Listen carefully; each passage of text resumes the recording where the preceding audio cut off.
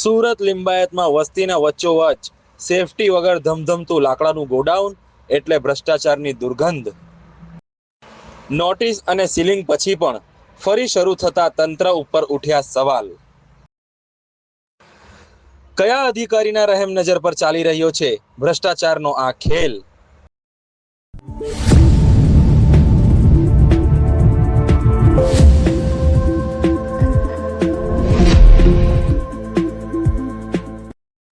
સુરતના લિંબાયત ઝોન વિસ્તારમાં ગુજરાત પાર્કિંગ પાસે આવેલું એક વિશાળ ગોડાઉન ફરીથી ચર્ચાનો વિષય બન્યો છે.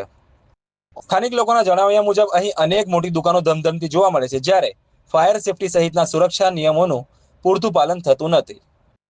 મળતી માહિતી મુજબ સંબંધિત તંત્ર દ્વારા આ ગોડાઉન સામે અગાઉ ઘણી વખત નોટિસો આપવામાં આવી હતી અને સીલ કરવાની કાર્યવાહી પણ કરવામાં આવી હતી. છતાં થોડા સમય બાદ ગોડાઉન ફરી શરૂ થઈ જતું હોવાના આક્ષેપો સામે આવ્યા છે, જેના કારણે તંત્રની કામગીરી અંગે સવાલો ઉઠી રહ્યા છે.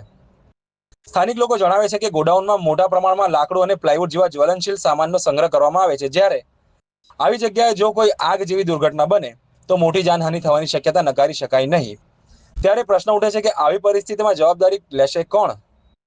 આ મુદ્દાને લઈને વધુ ચર્ચા એટલા માટે પણ થઈ રહી છે કે થોડા સમય પહેલા લિંબાયત ઝોન સાથે સંકળાયેલા એક અધિકારી ગણેશ વાળા સાહેબ, જે કાર્યપાલક એન્જિનિયર તરીકે કામગીરી કરતા હતા, તેઓ ખંડણીના કેસમાં પકડાયા હોવાની ઘટના સામે આવી હતી અને હાલમાં તેઓ જેલમાં હોવાની ચર્ચા છે.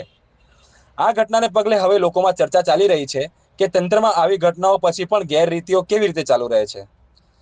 સ્થાનિકોમાં સવાલ ઉઠી રહ્યા છે કે જો અગાઉ કાર્યવાહી થઈ હતી તો હવે આ ગોડાઉન ફરીથી કેવી રીતે ચાલુ થઈ ગયું? શું કોઈ અધિકારી અથવા પ્રભાવશાળી તત્વોની રહેમ નજર હેઠળ આ પ્રવૃત્તિ ચાલી છે? હવે નજર લિંબાયત ઝોનના જવાબદાર ડેપ્યુટી કમિશનર નિલેશ પટેલ અધિકારી ઉપર છે કે તેઓ આ મામલે શું પગલાં લે છે. સ્થાનિક રહેવાસીઓ તાત્કાલિક તપાસ કરીને ગોડાઉનની કાયદેસર સ્થિતિ જાહેર કરવાની અને જરૂરી હોય તો કડક કાર્યવાહી કરવાની માંગ કરી રહ્યા છે.